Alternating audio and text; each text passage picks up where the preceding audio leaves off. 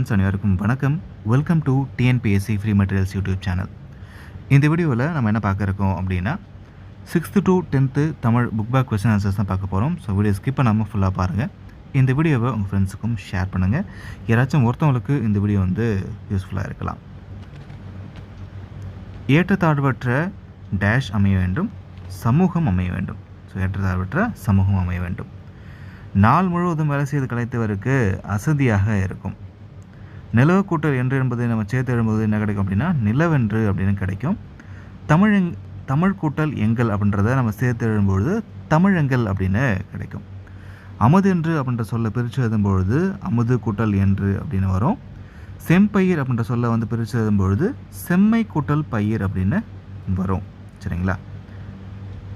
விளைவுக்கு நீர்.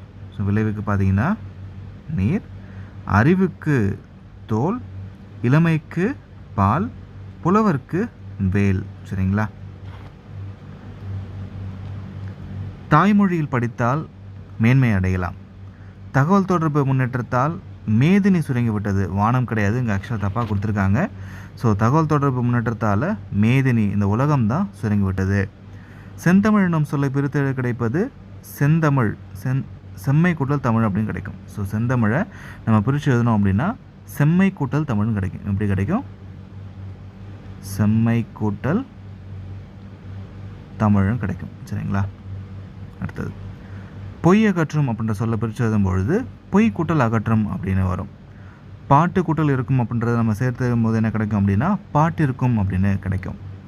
எட்டு கூட்டல் திசை அப்படின்றத நம்ம சேர்த்து எழுதும்பொழுது எட்டு திசை அப்படின்னு கிடைக்கும். சரிங்களா?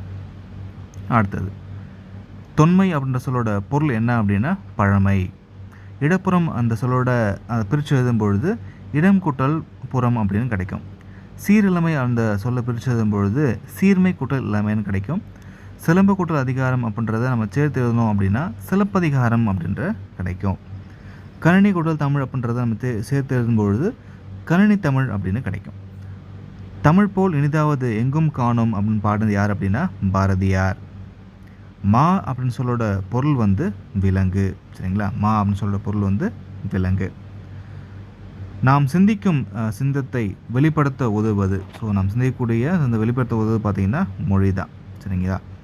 தமிழில் நமக்கு கிடைத்துள்ள மிக பழமையான இலக்கண நூல் தொல்காப்பியம்.